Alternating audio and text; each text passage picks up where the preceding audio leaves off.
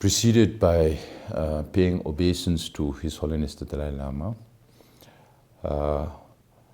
on this occasion of the 2150th year of Tibetan calendar, which is also the water hair year.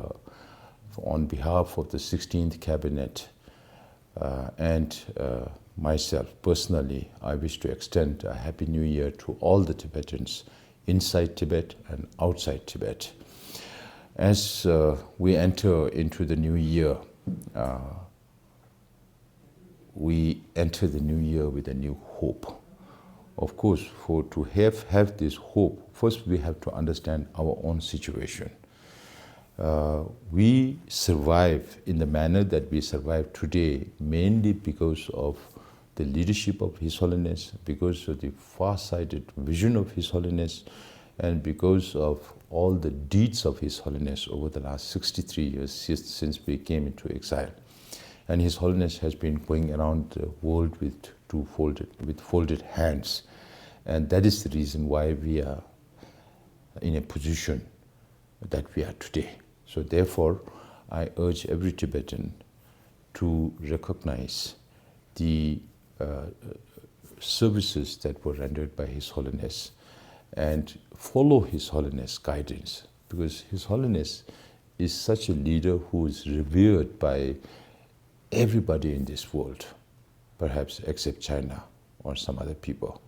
So therefore, His Holiness has also given us many assurance about His long life, His wish to live long life, not for Himself, but for the benefit of the humanity and the Tibetans in particular.